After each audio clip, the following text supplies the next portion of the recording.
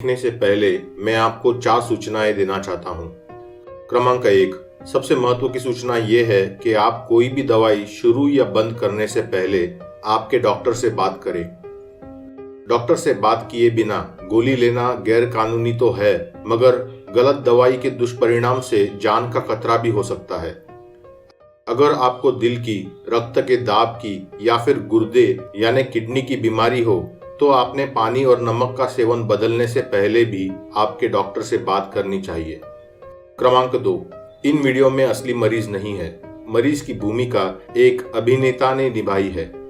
क्रमांक 3, इन वीडियोस में बहुत जानकारी है। इन वीडियोस का ज्यादा से ज्यादा फायदा उठाने के लिए आप एक पेन और पेपर ले लें और इन वीडियोस में महत्व की चीजें हैं उन्हें लिख लें। अगर जरूरत पड़े तो वीडियो पॉज या रिवाइंड करके दोबारा देखें। क्रमांक 4, ये वीडियोस मैंने मरीजों की मदद के लिए बनाए हैं। इन्हें बेचने की इजाजत मैं किसी को भी नहीं देता। ये मुफ्त है और आप इनकी जितनी कॉपीज बनाना चाहे उतनी कॉपीज बना सकते हैं। आप इन्हें अन्य मरीजों में बांट सकते हैं। ये वीडियोस www.aapkadimag.com इस वेबसाइट पर मुफ्त उपलब्ध है। अगर आपको ये वीडियोस किसी ने बेचे हैं तो तुरंत मुझे संपर्क करें। संपर्क की जानकारी यहाँ दी गई है, इसे नोट कर ले। सबसे महत्वपूर्ण सूचना मैं दोबारा सुनाना चाहूंगा। कोई भी दवाई लेने या बंद करने से पहले आपके डॉक्टर से बात करें। ऐसा ना करना घातक हो सकता है।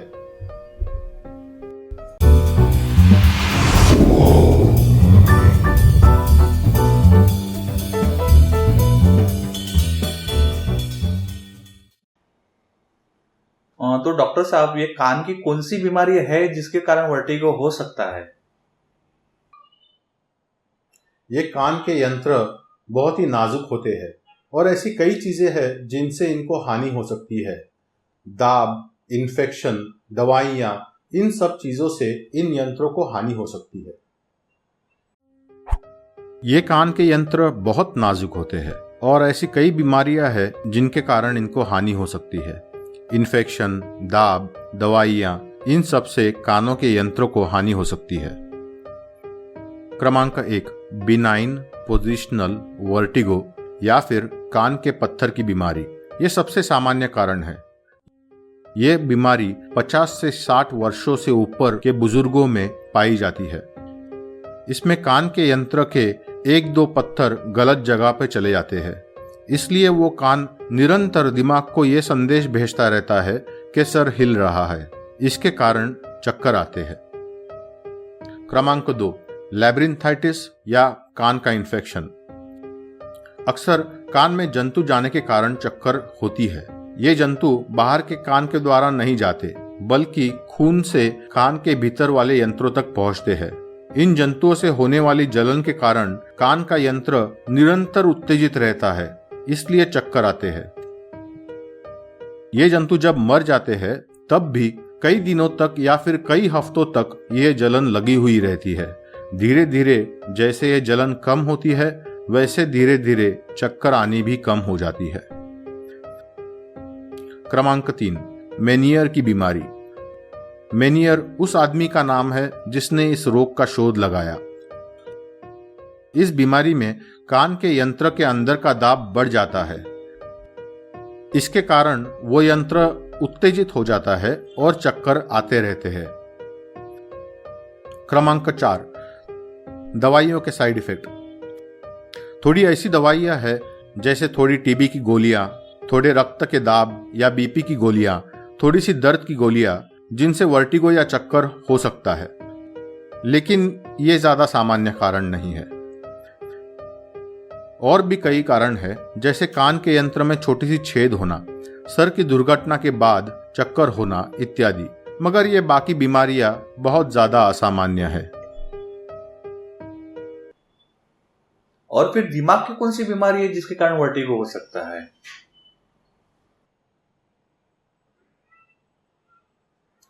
दिमाग से होने वाले वर्टिगो में सबसे सामान्य और सबसे महत्वपूर्ण कारण है स्ट्रोक की बीमारी। दिमाग से होने वाले वर्टिगो में सबसे सामान्य और सबसे महत्वपूर्ण कारण है स्ट्रोक की बीमारी। स्ट्रोक की बीमारी दिमाग को खून ना जाने की वजह से होती है। ज्यादातर लोगों में दिमाग की ओर जाने वाली खून की नलियों में रक्त की एक गांठ होने के कारण स्ट्रोक की बीमारी होती है। थोड़े लोगों में खून की नली फट जाती है और दिमाग में खून का एक तालाब बह जाता है और उसके कारण स्ट्रोक होता है। स्ट्रोक के लक्षण जानना बहुत ही जरूरी है। अगर आपको कुछ भी याद ना आए तो भी ठीक है, लेकिन स्ट्रोक के लक्षण आपको याद रखना बहुत जरूरी है। स्ट्रोक के 3 लक्षण हैं। एक हाथ या एक पैर का कमजोर हो जाना, चेहरे के एक बाजू का अचानक से कमजोर हो जाना और भाषा समझने में या फिर बोलने में अचानक से तकलीफ हो जाना। अगर आपको आंखों से सारी चीजें अचानक दुगनी नजर आती है तो यह भी स्ट्रोक का लक्षण हो सकता है। स्ट्रोक जानलेवा हो सकता है, इसलिए यह जरूरी है कि अगर आपको इनमें से कोई भी लक्षण है तो आप जल्द से जल्द हॉस्पिटल चले जाएं। दिमाग के वर्टिगो के और भी थोड़े कारण हैं, जैसे माइग्रेन या फिर कान के यंत्र से जो दिमाग की ओर जाने वाली नस है उसका छोटा सा ट्यूमर। मगर ये सब कारण स्ट्रोक की बीमारी के मुकाबले बहुत ही ज्यादा असामान्य और कम घातक होते हैं। स्ट्रोक और माइग्रेन के अन्य लक्षण, उनके लिए होने वाले टेस्ट और उनके ऊपर उपचार के बारे में जानने के लिए आप स्ट्रोक और सरदर्द के वीडियो देखिए।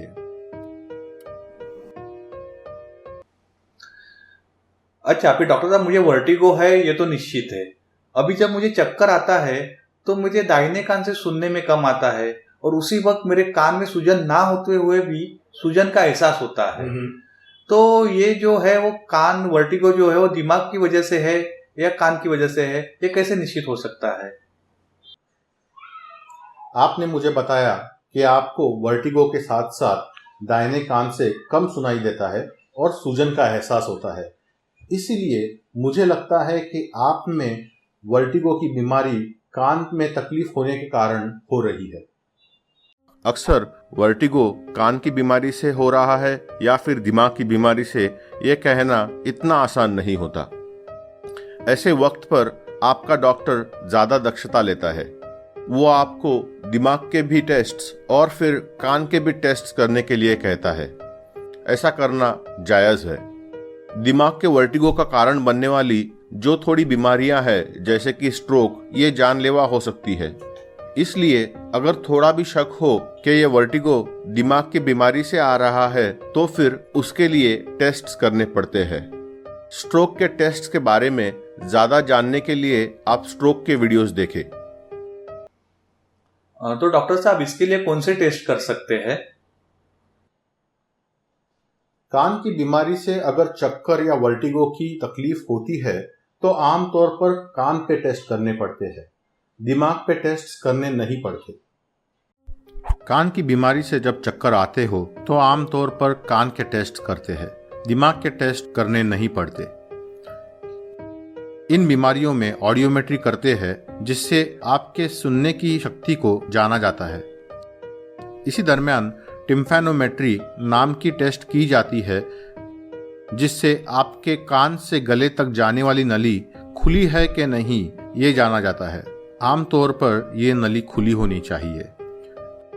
थोड़ी जगहों पे निस्टैग्मोग्राफी नाम की टेस्ट भी की जाती है। यह टेस्ट कान का यंत्र कैसे चल रहा है ये बताती है। यह टेस्ट मेनियर की बीमारी में काफी उपयोगी होती है। ये जानना बहुत जरूरी है कि ये सब टेस्ट आपको जब चक्कर का अटैक आए तब या उसके थोड़े ही दिनों बाद करने चाहिए। अगर आप ये टेस्ट करने में देरी कर दे और अगर आप जब बिल्कुल ठीक है तब ये टेस्ट करें तो हो सकता है कि ये टेस्ट नॉर्मल आए। ऐसी स्थिति में बीमारी का सही निदान न होने के कारण आपको सही उपचार नहीं मिलेगा। अगर आपको दिमाग की बीमारी है या फिर कान की बीमारी है या दिमाग की बीमारी है, यह तय करना मुश्किल हो तो दिमाग के भी टेस्ट्स जैसे MRI, MRA, ये टेस्ट्स आपको डॉक्टर करवाने के लिए कह सकता है। इन टेस्ट्स के बारे में जानने के लिए आप इस DVD में स्ट्रोक के वीडियो देखें।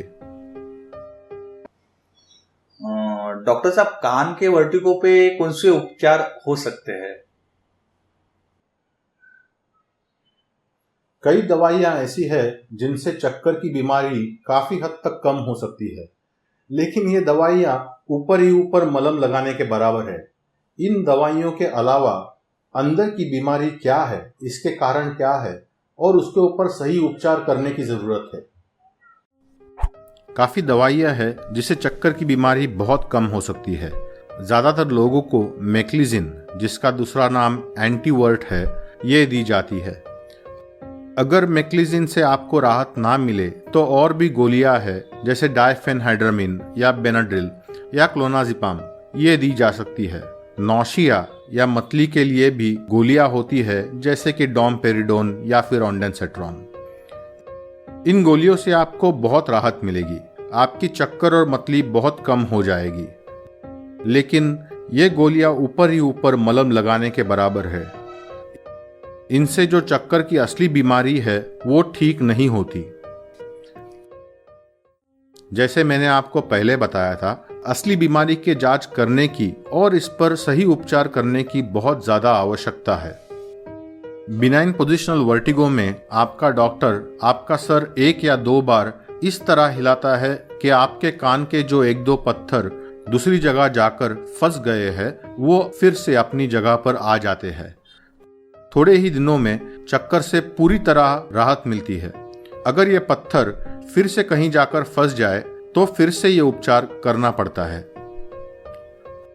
कान में जलन की बीमारी को आमतौर पर किसी और उपचार की जरूरत नहीं पड़ती, ये वक्त के साथ ठीक हो जाती है। लेकिन अगर ये ज्यादा दिनों तक चले या फिर बहुत ज्यादा तीव्र हो तो आपका डॉक्टर जलन कम करने वाली गोलियां, जिन्हें हम स्टीरॉइड्स कहते हैं, वो दे सकता है। मेनियर की बीमारी में कान का दाब कम करने वाली गोलियां दी जाती है। आमतौर पर एसिटाजोलामाइड या फिर बेटाहेस्टीन, इनमें से एक दवाई दी जाती है।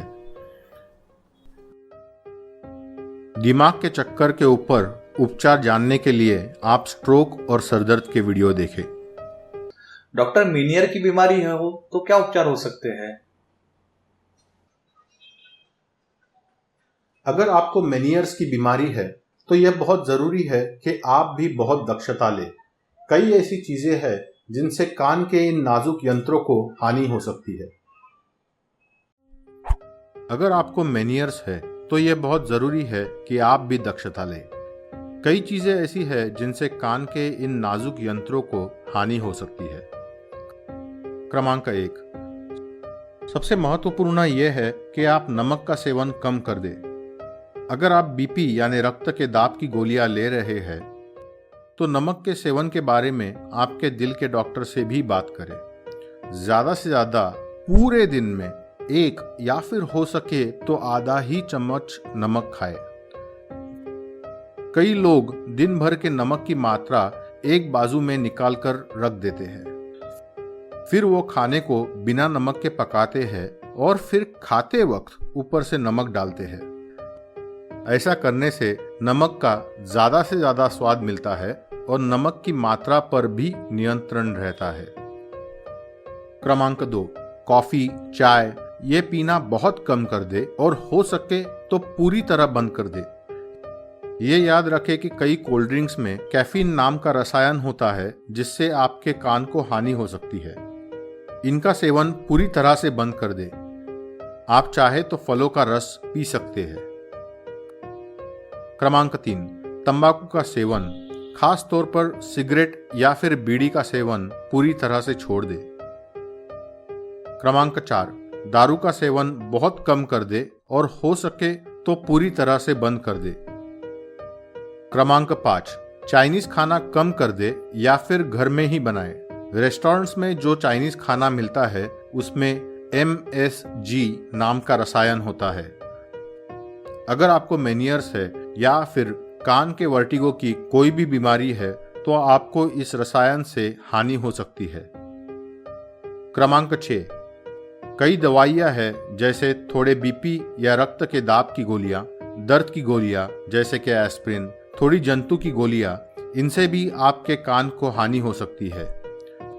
कोई भी दवाई शुरू करने से पहले आपके डॉक्टर को यह जरूर बताए कि आपको मेनियर्स है।